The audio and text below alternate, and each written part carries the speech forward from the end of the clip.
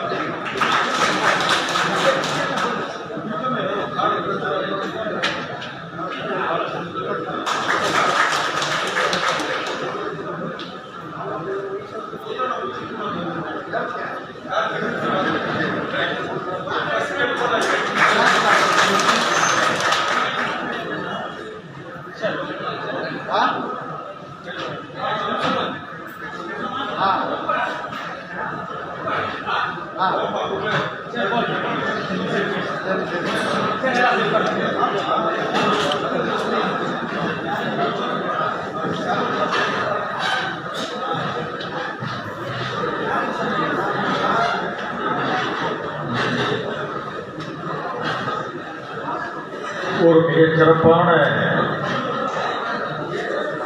அருந்ததியர்கள் எழுச்சி கருத்தரங்கத்தை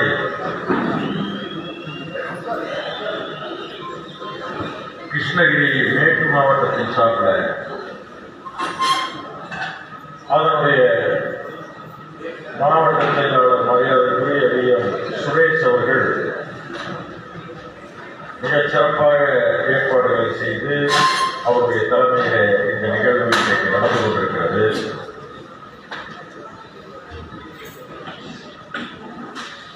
தோழர் சுரேஷ் அவர்களை பாராட்டி இந்த நிகழ்ச்சியிலே வரவேற்புரை நல்கிய மாவட்ட தலைவர் வெங்கடேஷ் அவர்களே, இந்த நிகழ்ச்சியிலே கலந்து கொண்டு சிறப்பித்துக் கொண்டிருக்கின்ற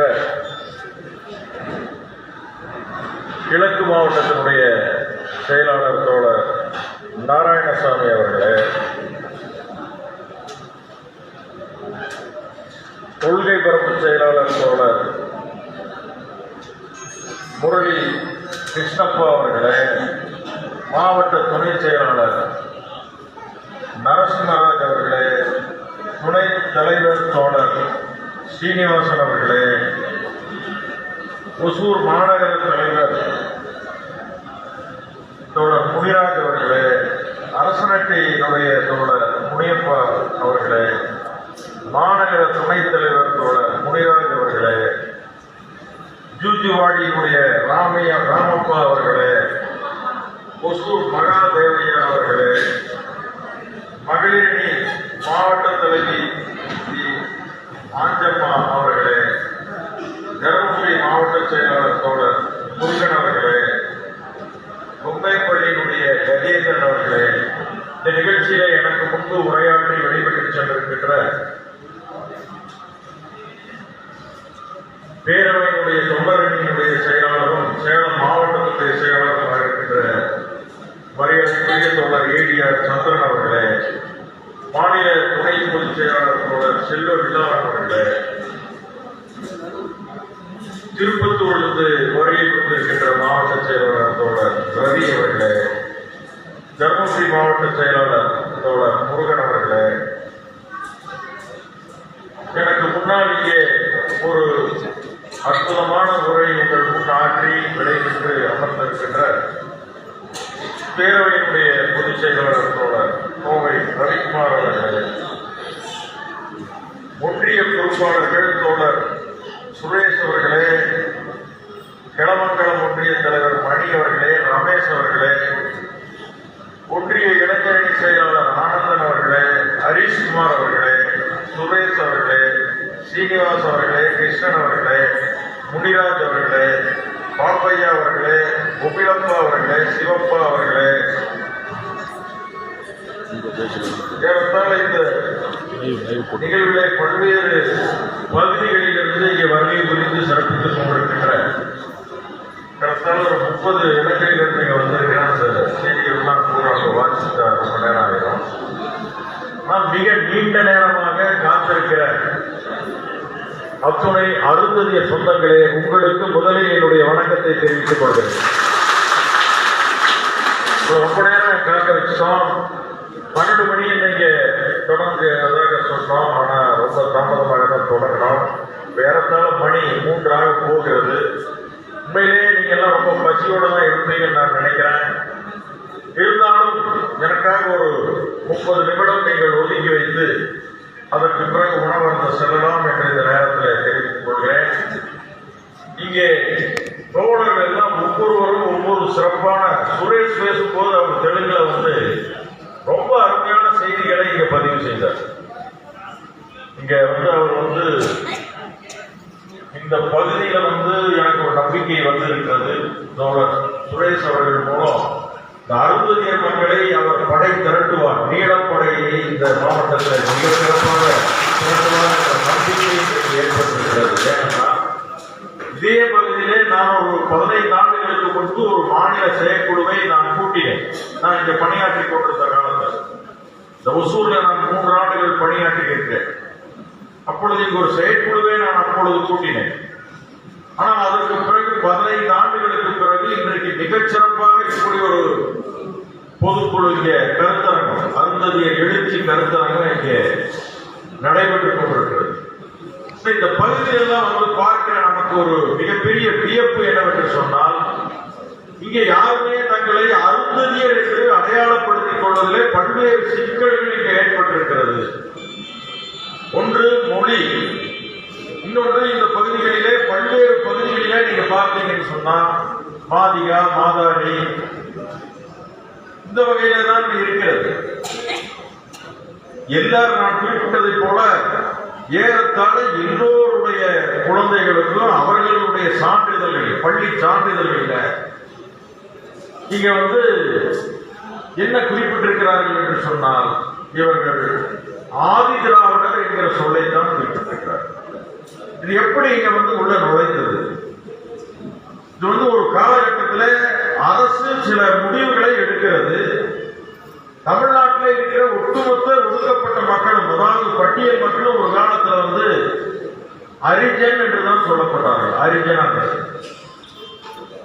அரிஜனங்கள் என்று சொல்லக்கூடாது என்று நாம் எதிர்ப்பு குரல் கொடுத்தோம். காந்தி அரிஜன் என்று நம்மளை சொன்னார். அரிஜன்னா என்ன?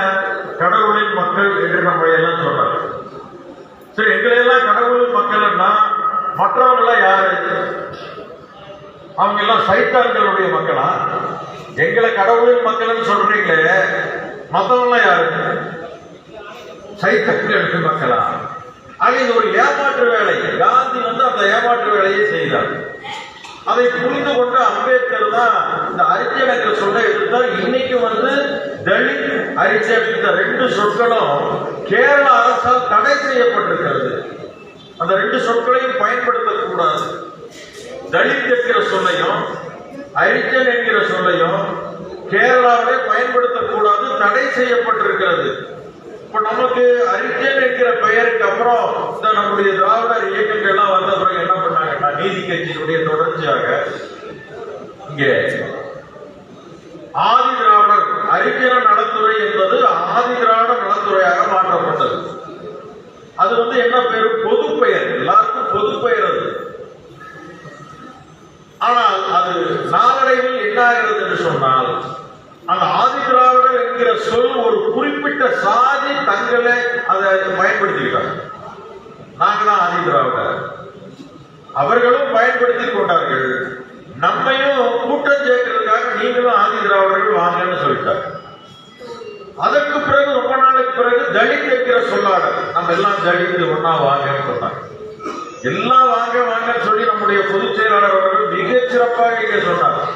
ரொம்ப அற்புதமான முறை அது.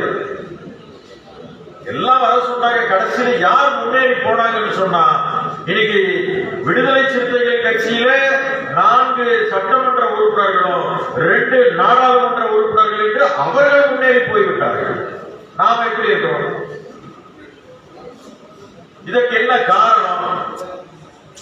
இதை சிந்தித்து செயல்படுவதற்காக தான் இப்படி ஒரு அருந்ததியர் எழுச்சி கருத்தரங்கத்தை நம்முடைய சுரேஷ் அவர்கள் மிகச் சிறப்பாக ஏற்பாடு செய்திருக்கிறார். பல பேருக்கு உண்மையிலே சொல்றேன், கிராமங்களிலிருந்து வர பல பேருக்கு இன்னும் பல விஷயங்கள் புரிபடாமல் இருந்து கொண்டிருக்கிறது. அங்க வெறும் இப்ப டிவி மட்டும் பாக்குறாங்க. பத்திரிகை எல்லாம் இங்க பாத்தீங்கன்னா தெலுங்கு பத்திரிகை தான் படிச்சுட்டு இருக்கிறாங்க. நான் காலையில ஒரு சிலர் சந்திக்கும் போது அவங்களுக்கு தமிழ் எழுத படிக்க தெரியாது என்று கூட சொன்னார். இப்போ நம்ம ஒரு இயல்பாக நாம் சிந்திக்க வேண்டும். இப்ப நாம் எந்த மாநிலத்தில் இருக்கிறோம்? தமிழ்நாட்டில் இருக்கிறோம். தமிழ்நாட்டில் இருந்து கொண்டு தமிழே தெரியாமல் இருந்தால் அது என்ன பொருள்? அது இங்க லிங்குஸ்டிக் மைனாரிட்டி என்று சொல்வது, மொழி சிறுபான்மையினர் என்கிற காரணத்தினால் இங்கே தெலுங்கு பள்ளிக்கூடங்கள் இங்க வச்சிருக்கிறாங்க. மொழி சிறுபான்மையினர் என்கிற காரணத்தினால் நான் என்ன கேட்கிறேன், நான் என்ன மொழி சிறுபான்மையினரா? நான் கேட்கிறேன், மொழி சிறுபான்மையினருக்கு 1% தான் ரிசர்வேஷன். தெலுங்கே நம்முடைய தாய்மொழியாக இருந்தாலும் கூட ஒட்டுமொத்த தமிழ்நாட்டில நாம எத்தனை பேர் இருக்கிறோம்? நாம எப்படி மொழி சிறுபான்மையினர் ஆக முடியும்? நம்மை கொண்டு ஒரு சின்ன குப்பிக்குள் அடைப்பதற்கு சில பேர் முயற்சி செய்து கொண்டிருக்கிறார்கள். நாம் அந்த நயவஞ்சகத்தை புரிந்து கொள்ள வேண்டும். நாம் ஒன்றும் சிறுபான்மையினர் இல்லை. இங்கே நம்முடைய பொதுச் செயலாளர் ரவிக்குமார் அவர்கள் குறிப்பிட்டதை போல தமிழ் மொழியிலிருந்து தான் தமிழ், தெலுங்கு, கன்னடம், மலையாளம் எல்லாம் வந்துச்சுங்க. அது அவர்களே கூட ஏற்றுக்கொள்கிறார்கள். தமிழ் தான் இதற்கு மூத்த மொழி அப்படின்னு ஏற்றுக்கொள்கிறார்கள்.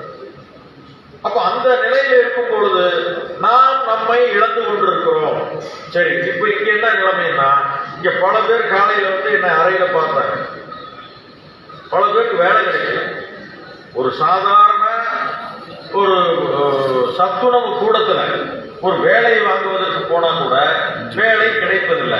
சரி, ஏங்க கிடைக்கலன்னு கேட்டா அவருடைய சர்டிபிகேட்ல ஆதி திராவிடர் இருக்கு. இங்க எல்லாருமே ஆதி திராவிடர்கள் தான்.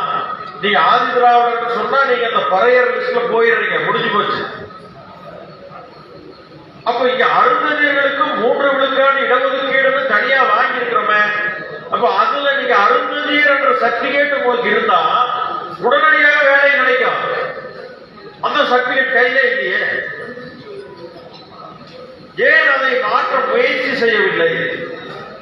எவனும் ஒரு காலத்துல பள்ளிக்கூடத்துக்கு போனா அந்த வாத்தியார் அங்க அவர் ஆதி திராவிடரா இருப்பாங்க, ஆளா கம்யூனிட்டியா இருப்பாங்க. அவங்க என்ன பண்றாங்க, வேணும்னே இவங்க எல்லாம் ஆதி திராவிடர் பேரை சாதியில் எழுதி உள்ள சேர்க்கிறாங்க.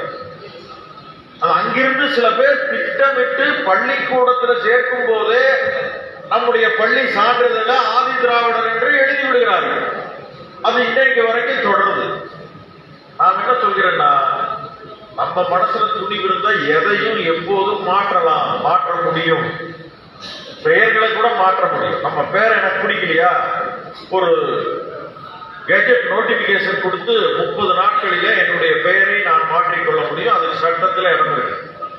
பெயரையே மாற்றிக்கொள்ள முடியும் என்று சொன்னால் நம்முடைய சாதியின் பெயர் இதுதான், ஆனா அதை மாற்றி வச்சு ஒரு நயவஞ்சகத்தின் பெயரால் மாற்றி வச்சிருக்காங்க. அப்ப நம்ம என்ன பண்ணணும், மீண்டும் நான் அந்த அருந்ததியர் தமிழ்நாட்டில் நம்ம மக்களுக்கு எல்லாருக்குமே ஒட்டுமொத்தமா நம்மள எல்லாம் மாதிகான்னு தான் சொல்றாங்க. மாதிகாவாக இருந்தாலும் கூட இப்ப தமிழ்நாடு முழுவதும் நம்ம மக்களை அருந்ததியர் என்கிற சூழ்நிலையை தான் எல்லோரும் அழைக்கிறார்கள். அந்த அருந்ததியர் என்கிற சூழ்நிலையை தான் தனி இடஒதுக்கீடும் நமக்கு தரப்பட்டிருக்கிறது. 3 விழுக்காடு இடஒதுக்கீடு, 18 விழுக்காடு இடஒதுக்கீட்டுல 3 தனியா பிரிச்சு நமக்கு கொடுத்திருக்கிறாங்க. இந்த 3 இவங்களுக்கு கொடுங்க. ஏன் நமக்கு அந்த மாதிரி கொடுத்தாங்கன்னா, மிக நீண்ட நாட்களாக நாம் பாதிக்கப்பட்டிருக்கிறோம். நமக்கு இடம் கிடைக்கல, ஒரு வாத்தியார் வேலை கிடைக்கல, ஒரு கான்ஸ்டபிள் வேலை கிடைக்கல, ஒரு எஸ்பி ஆக முடியல, ஒரு டிஎஸ்பி ஆக முடியல, ஒரு சப் இன்ஸ்பெக்டர், ஒரு இன்ஸ்பெக்டர், ஒரு லெக்சரர், ஒரு துணைவர், எதுவுமே ஆக முடியல. என்ன காரணம்னா, நம்முடைய பங்குகளை வேறு சிலர் அபகரித்து போய்கொண்டிருக்கிறார்கள். இதை நம்ம கண்டுபிடிச்சோம். முதன் முறையாக கண்டுபிடிச்சு 91 ஈரோட்ல ஒரு மாநாடு போட்டோம். அனைத்து அருந்ததியர் கூட்டமைப்பின் சார்பில் ஒரு மாநாடு போட்டோம். அப்ப அந்த மாநாட்டில் ஒரு புத்தகம் வெளியிட்டோம். நியாயம்தானா அப்படின்னு ஒரு சின்ன புத்தகம் போட்டோம். அதாவது இது கேட்கிற மாதிரி, நியாயம் கேட்கறது, இதெல்லாம் பண்றீங்க நியாயமா அப்பா அப்படின்னு கேட்கிற மாதிரி ஒரு புத்தகம் போட்டோம். அந்த புத்தகத்துல என்ன இருக்குன்னு சொன்னா, தமிழ்நாட்டில் இருக்கிற அரசு பதவிகளில் யார் யார் என்னென்ன ஜாதி இருக்குது, அதாவது ஷெட்யூல்டு காஸ்ட்ல என்னென்ன ஜாதி எத்தனை பதவிகள் இருக்கிறாங்கன்னு ஒரு புள்ளி விவரம் அடிச்சு போட்டா, அதுல பார்த்தா தமிழ்நாடு முழுவதும் ஒரே ஒரு எஸ்பி கூட கிடையாது. யாருக்கு? அருந்ததியர். தமிழ்நாடு முழுவதும் எங்கேயும் ஒரு ஐஏஎஸ் ஆபீசருக்கு ஒருத்தர் இருந்தார், ஒரே ஒரு ஐஏஎஸ் ஆபீசர். அப்புறம் டிஎஸ்பி கிடையாது, டிஆர்ஓ கிடையாது, தாசில்தார் கிடையாது. இந்த மாதிரி புள்ளி உரம் எடுத்து பார்த்தா எல்லாம் யார் அனுபவிச்சுட்டு இருக்காங்கன்னா, ஆதி திராவிடர் பேர்ல வேற ஒருத்தர் அனுபவிச்சுட்டு இருக்காங்க. அப்போ அவங்களுக்கு நமக்கும் ஒரு கம்பேரிட்டிவ் ஸ்டடி, 2 பேர் ஒப்பிட்டு பார்க்கும் பொழுது நாம் மிகவும் பின்தங்கி இருக்கிறோம். அப்ப இந்த புள்ளி உரம் எடுத்து பார்த்தா பகீரன் இருக்கு. தமிழ்நாடு முழுவதும் 30 எஸ்பிக்கள் இருக்கிறாங்க, சூப்பரிண்டென்டென்ட் ஆஃப் போலீஸ். ஒரே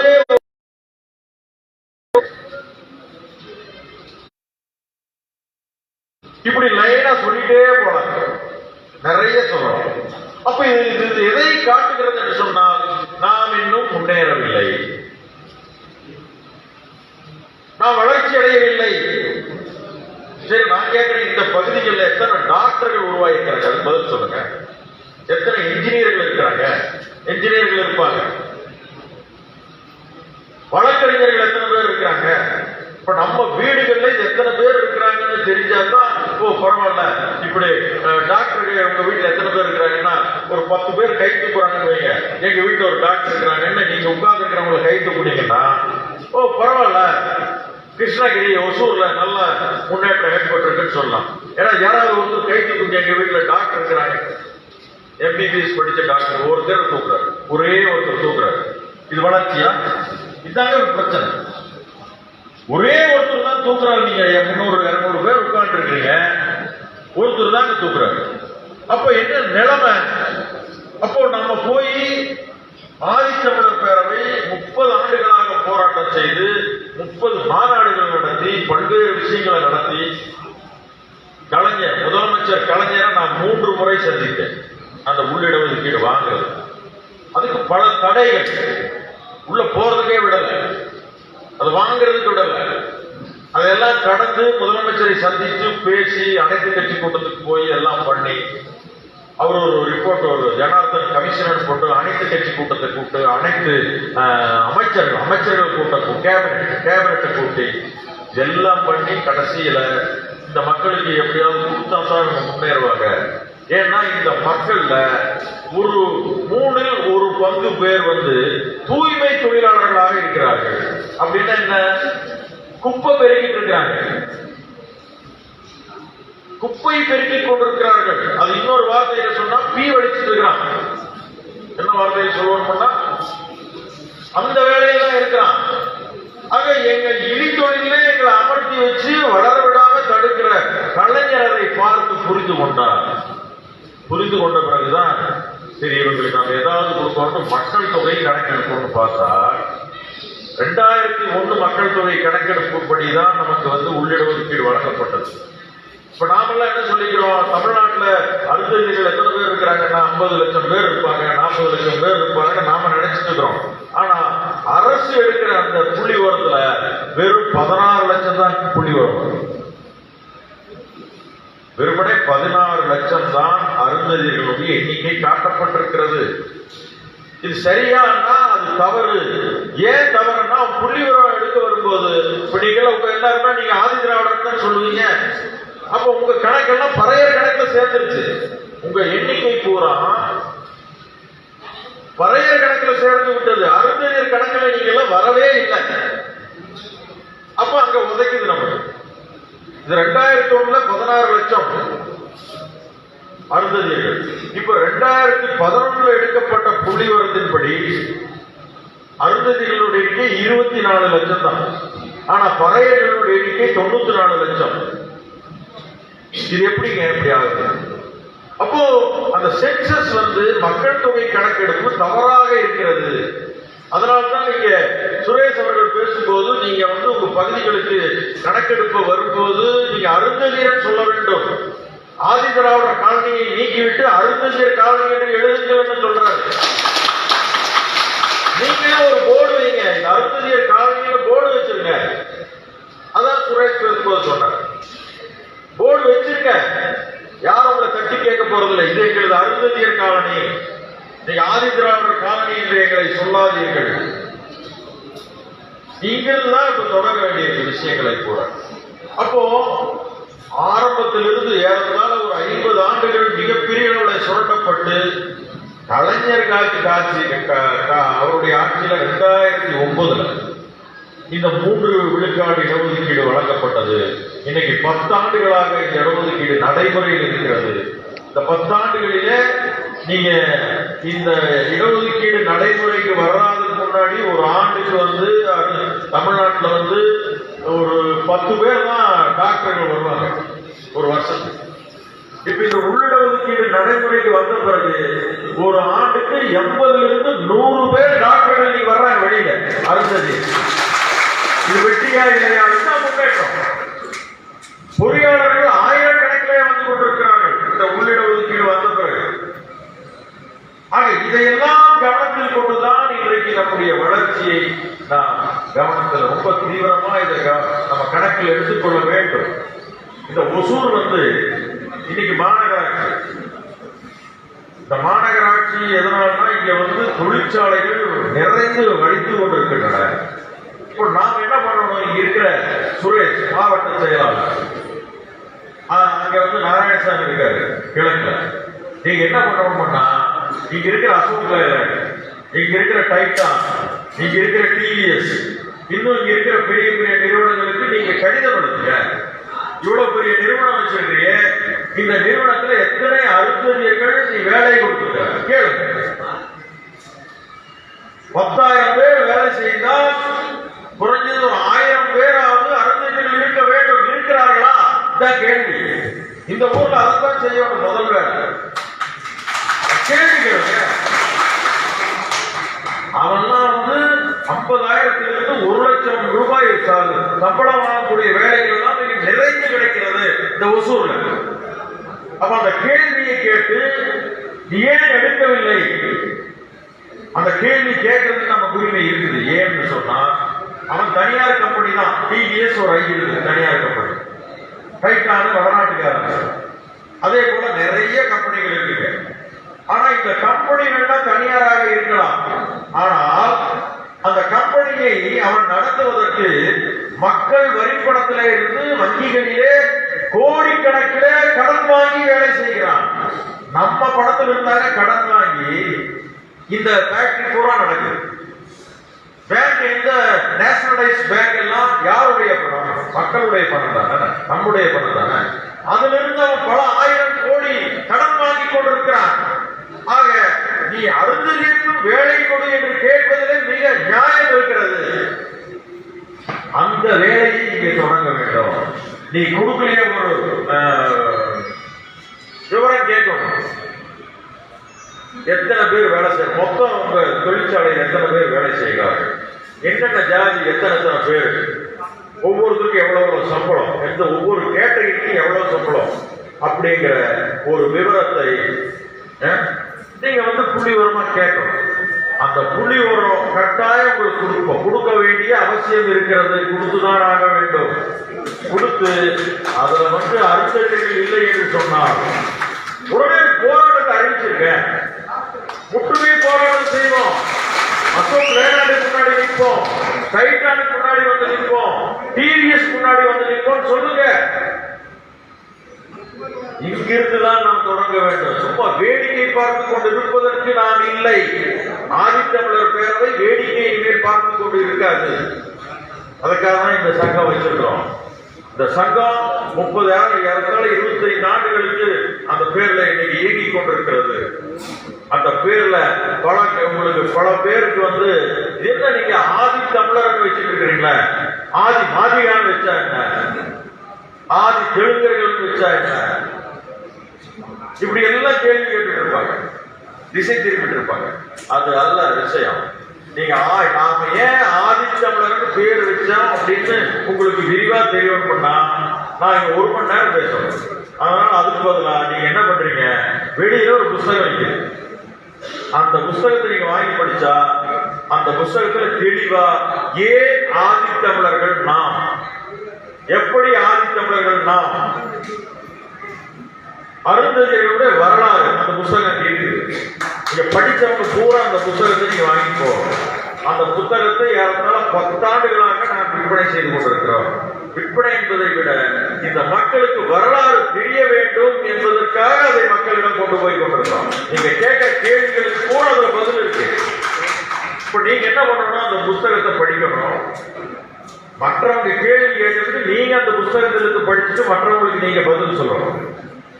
இந்த வேலைகளை தொடர்ந்து நாம் செய்தால் மட்டும்தான் ஒரு பெரிய மாற்றத்தை கொண்டு வர முடியும். பள்ளிக்கூடத்தில் குழந்தைகளை சேர்க்கும் போது தெளிவாக நீங்கள் ஷெட்யூல்டு கேஸ்ட் அப்படின்னு போட்டு பிராக்கெட்ல அருந்ததியர் அப்படின்னு நீங்க சர்டிபிகேட்ல பதிவு பண்ணணும். அதே போல ஆதி திராவிடங்கிற பேர் இருக்கிற அத்தனை பேரும் நீங்க அருந்ததிங்கிற பேரை மாத்துறதுக்கான முயற்சியில இறங்கிருங்க. அது எப்படி மாத்துறதுன்னு உங்களுக்கு தெரியலன்னா மாவட்ட செயலாளர் VM சுரேஷ் அவரை நேரடியா தொடர்பு கொள்ளுங்க. அவருடைய போன்ல பேசுங்க. அவர் உங்களுக்கு தெளிவா சொல்லுவார் எப்படி அவர் மாத்திட்டார். அவருடைய சர்டிபிகேட்ல ஆதி திராவிடன் இருந்தது, அவர் அருந்ததியர் மாத்திட்டார். அவர் சொல்லித்தர தயாரா இருக்காரு. நீங்க அதை கேட்டு உடனடியாக அதை செய்யுங்க.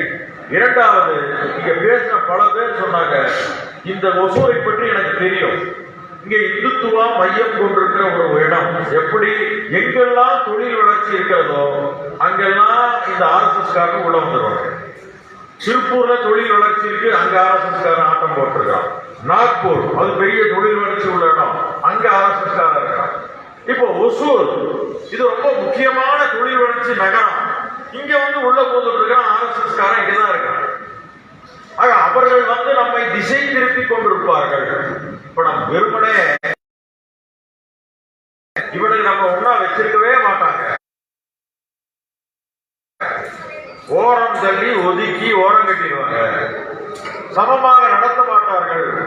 ஒரே கோலையில் அவங்க நமக்கு தேநீர் தரமாட்டார்கள், சமமாக அருந்தி உணவு உண்ண மாட்டார்கள்.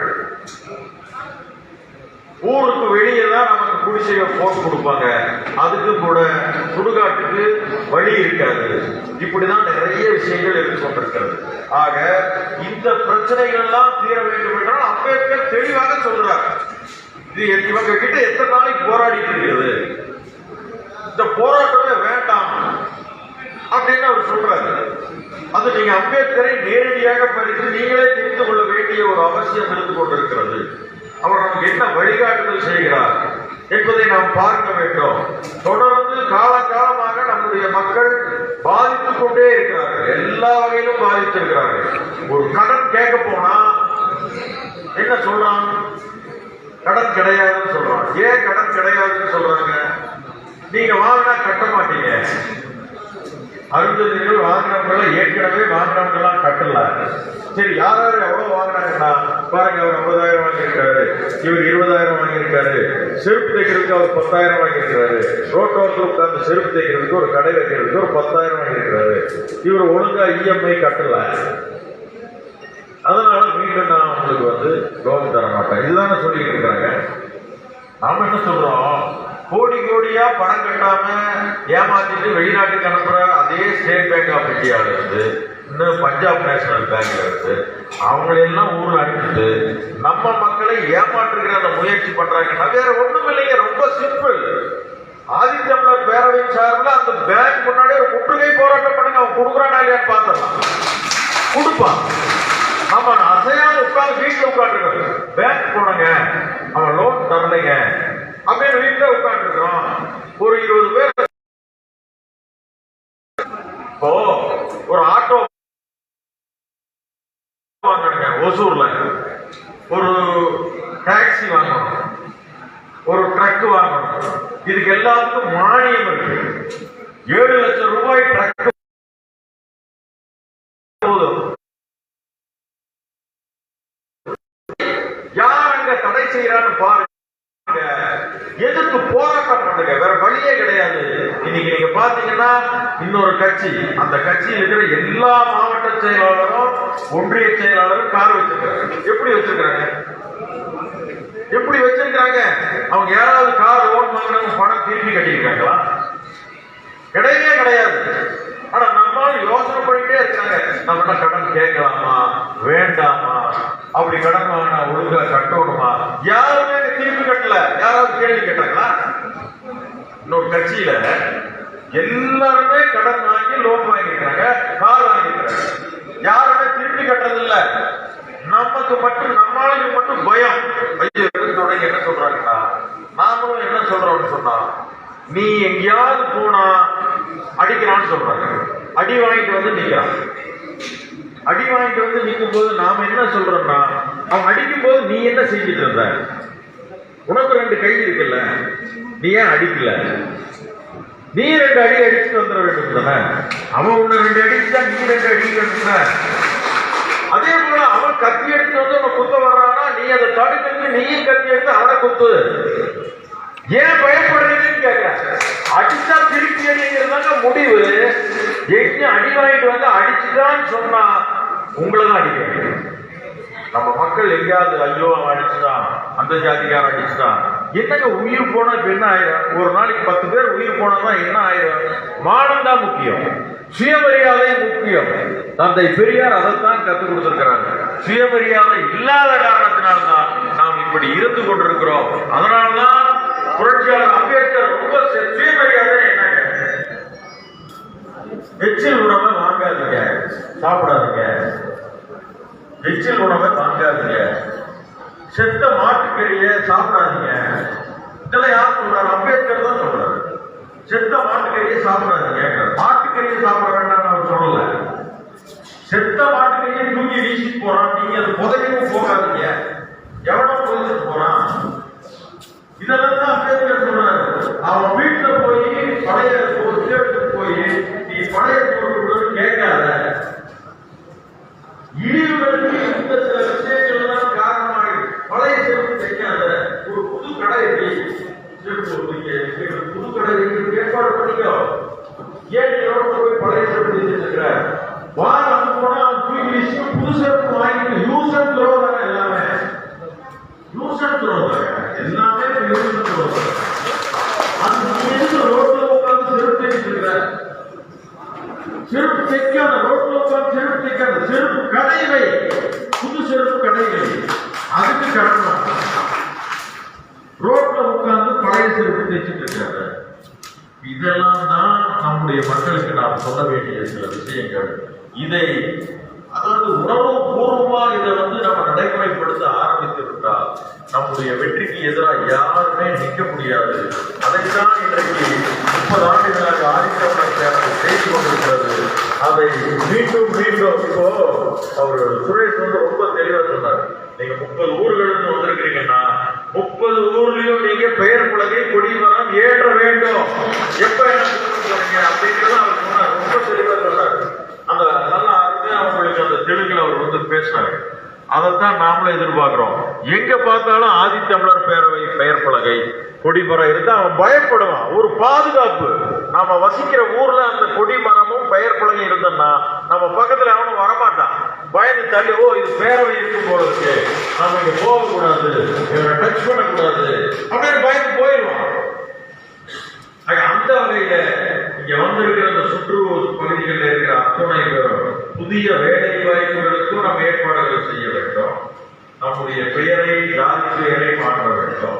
இங்க இருக்கிற தொழிற்சாலைகளில் எத்தனை பேர் அபிவிருத்திகள் இருக்கிறாங்க ஒரு புள்ளி விவரம் சேகரிக்க வேண்டும். அப்படி இல்லை என்று சொன்னா ஒவ்வொரு கேட்டகரியிலையும் அது அங்க போனீங்கன்னா பாத்ரூம் கழுவுக்கு நம்ம போட்டு வச்சிருப்பான், அது வேலை இல்லை. எல்லா தொழிற்சாலையும் பாத்ரூம் கழுவுக்கு நம்மளால இருப்பான், அது வேலை கிடையாது. நீ அங்க சூப்பர்வைசர் இருக்கிறாரா, டெக்னிக்கல் ஆபீசர் இருக்காரா, மேனேஜர் இருக்காரா, அந்த போஸ்ட்ல எத்தனை பேர் அறிஞர் இருக்கிறாங்க, அதெல்லாம் நமக்கு வேணும். சோ அந்த புள்ளி விவரங்கள் எல்லாம் சேகரிச்சு அதெல்லாம் இல்லை என்கிற செய்தி நமக்கு கிடைக்குமாயானால் ஒரு மிகப்பெரிய போராட்டம் அறிவிங்க. அந்த போராட்டத்துக்கு நானே இங்க வருவேன், தலைமை தாங்கி அதை நடத்திடலாம். மட்டும்தான் நம்மை மாற்றும். நம்மை மாற்றுகிற அந்த அசுரன் படத்துல கடைசியில அதுதான் வசனமே அதுதான். நீ எந்த சொத்து இருந்தாலும் உங்ககிட்ட புடிக்கிட்டு போயிடுவான். கல்வி ஒண்ணு மட்டும் உங்ககிட்ட இருந்து புடுங்கிட்டு போக முடியாது. அதேதான் மீண்டும் மீண்டும் நம்முடைய மக்களுக்கு நாம் சொல்வது, கல்வி மட்டும்தான் நம்மை உயர்த்தும், நம்மை அடுத்த கட்டத்துக்கு நகர்த்தும், வேற எதுவுமே நகராது. இந்த வேண்டாத வேலைகளை போய் தயங்கிட்டு இருக்கவே வேண்டாம். அவன் இந்துத்துவால காவி வேண்டி கூட்டிட்டு இருப்பான், அதுக்கு அங்கவாதிடா போராட்டத்துக்கு வாங்குவான். இங்க இந்துத்துவா அந்த எல்லா ஊர்லயும் நம்ம சேரிகள் அவன் தான் எல்லா போதை பொருளையும் கொண்டு வந்து உள்ள நுழைச்சிட்டு இருக்கான். ஏன் அவன் செய்யறான்? நம்ம மக்கள் படிக்க கூடாது, அவன் போதையிலே அவன் வாழ்க்கையை முடித்து விட வேண்டும். யார் விற்கிறான் போதை பொருளை? நம்ம பகுதியில் விற்கிறவங்க யார்? எடுத்து பாருங்க, கூட்டி போறோம் எல்லாம் இந்த RSS இந்து முன்னணி இவங்க தான் செஞ்சுட்டு இருக்காங்க. இதையெல்லாம் நாம் கவனத்தில் எடுத்துக்கொண்டு இதிலிருந்து விலகி, அம்பேத்கர் ஒண்ணு சொல்லுகிறாரு, இந்த கோயில்ல நம்ம எல்லாம் உள்ள விட மாட்டேங்கிறான், என்ன பண்ணலாம், போராட்டம் பண்ணலாமா அப்படின்னு அவர் கேட்கிறாங்க. கோயில் இருந்து நம்ம உள்ள விடுறதில்ல, அதுக்கான போராட்டம் பண்ணலாம்னு கேட்கும் போது அவர் என்ன சொல்றாரு, அதுக்கெல்லாம் போராட்டம் பண்ணி நீ ஏன் நேரத்தை வீணாக்கிட்டு இருக்கிற? நீ அதை பத்தி கவலைப்படாம நீ போய் படி, நீ வேலை செய்யி, மற்ற வேலையை பார்த்துக்கிட்டு. அவனுக்கு விருப்பம் இருந்தா உள்ள விடலாம், இல்லாட்டி உள்ள விடாட்டி போய் அவனுக்கு தான் நஷ்டம், நமக்கு ஒன்றும் நஷ்டம் இல்லை உள்ள போறாங்க. அதனால நம்ம வேலையை நம்ம பார்த்துக்கலாம் அப்படின்னு ரொம்ப தெளிவா சொல்றாங்க. ஆக கோயிலுக்குள்ள போறது, அங்கே வந்து அங்கீகாரம் தர்றது, அங்க மணி அடிக்கிறது, இதுதான் முக்கியமான வேலை என்பது அல்ல. நமக்கு போய் நாம படிச்சு எப்ப நம்ம டாக்டர் ஆகலாம், படிச்சு நாம எப்படி என்ஜினியர் ஆகலாம், படிச்சு நாம எப்படி வக்கீல் ஆகலாம், இந்த வேலையை நாம பார்க்கறதுக்கு போட்டு கோயில உள்ள முடிஞ்சா விட்டா என்ன விடாட்டி என்ன அவன் பார்த்துட்டு போறான் அவனுக்கு தான் நஷ்டம் அப்படின்னு நான் சொல்லல, புரட்சியாளர் அம்பேத்கர் சொல்றாரு. ஆக இது எல்லாமே கவனத்தில் கொண்டு இந்த பகுதியில் மிகப்பெரிய மாற்றத்தை ஏற்படுத்த வேண்டும் வேண்டும் என்று உங்களை எல்லாம் விரும்பி வேண்டி கேட்டுக்கொண்டு இந்த பகுதியில மிக பிரதான முதல்ல கேட்டார், இந்த பகுதியில் உண்மையிலே அறிஞர்கள் இருக்கிறாங்களா அப்படின்னு கேள்விதான் வந்தது. பார்த்தா எக்கச்சக்கமா இருக்கிறாங்க, ஆனா வேற பேர் இருக்கும். எக்கச்சக்கமான திரும்பி விழுந்தா நம்ம தான் மக்கள், நம்ம மக்கள் இல்லாம ஒண்ணுமே கிடையாது. அப்போ வேற பேர்ல ஆதிதிராவிடங்கிற பேர்ல நாம எல்லாமே அரசாங்கத்தினுடைய அத்துணை உரிமைகளையும் சலுகைகளையும் எல்லாம் இழந்து கொண்டிருக்கிறோம். அதை மாற்றுவதற்கான முயற்சியிலே நாம் இறங்க வேண்டும் என்று இந்த நேரத்திலே தெரிவி, நமக்கு மட்டும்தான் தமிழ்நாட்டில் மற்ற எல்லா சமுதாயத்தை விட அதிகமான வரலாறு நமக்கு தான் இருக்கு. நான் கேட்கிறேன், வேற எந்த சமுதாயத்துக்காவது நம்மள மாதிரி வரலாறு இருக்கா? நமக்கு மதுரை வீரன் இருக்காரு, அவர் வாழ்ந்த புராண இதிகாச கதை கிடையாது. மதுரை வீரன் கடவுள் இல்ல, கடவுளா நம்ம மாத்திட்டோம். அவர் வாழ்ந்த மனிதர். மதுரை வீரன் இருக்காங்க, குயிலி இருக்கிறாரு, ஒல்லான் இருக்கிறாங்க, லைனா ஒன்னி வீரன் இருக்காங்க. இவ்வளவு வரலாற்று வீரர்கள் வேற எந்த சமுதாயத்துக்கும் கிடையாது, நமக்கு மட்டும்தான் இருக்கு. வரலாற்றுல விடுதலை போர்ல நமக்கு தான் அதிக பங்கு. ஒல்லான்ல இருந்து ஒன்னி வீரர்ல இருந்து எல்லாருமே இந்த விடுதலை போர்ல அவர்கள் தான் அதிக பங்கு வகிச்சிருக்காங்க. அப்போ அருந்ததியர் மக்கள் பகடை, அவங்க பேர் அப்ப பகடை, இப்ப நம்ம அருந்ததியர் சொல்றோம். ஒன்னி வீரன் பகடை அவருக்கு பேர், பகடையினால அருந்ததியர் தான். ஆக இந்த வகையில தமிழ்நாட்டில் அருந்ததியருக்குள்ள வரலாறு வேறு எந்த சமுதாயத்திற்கும் கிடையாது. இத்தனை அருமையான வரலாறுகளை வைத்துக் கொண்டிருக்கிறனா இன்னும் அமைதியாக, இன்னும் முயற்சி எடுக்காத ஒரு சமுதாயமாக, இன்னும் சொல்ல போனா எதையும் கவனிக்காத, உற்று நோக்காத ஒரு சமுதாயமாக இருந்து கொண்டிருப்பது உண்மையிலே சொல்கிறேன், இதை ஏற்றுக்கொள்ள முடியாது. இவர்களை கட்டி எழுப்பி இவர்களை போராட்ட களத்துக்கு கொண்டு வந்து நிறுத்துவதற்காகத்தான் இன்றைக்கு ஆதித்தமிழர் பேரவை வந்திருக்கிறது. நாம் வரலாற்றிலே மிகப்பெரிய வீரர்களுடைய வாரிசுகளாக இன்றைக்கு இருந்து கொண்டிருக்கிறோம். மதுரை வீரனுடைய வாரிசுகளாகவும் ஒன்றி வீரனுடைய வாரிசுகளாகவும் அமைதியாக இருந்து கொண்டிருப்பதை ஏற்றுக்கொள்ள முடியாது. அந்த வீரர்களுடைய வழியிலே நாம்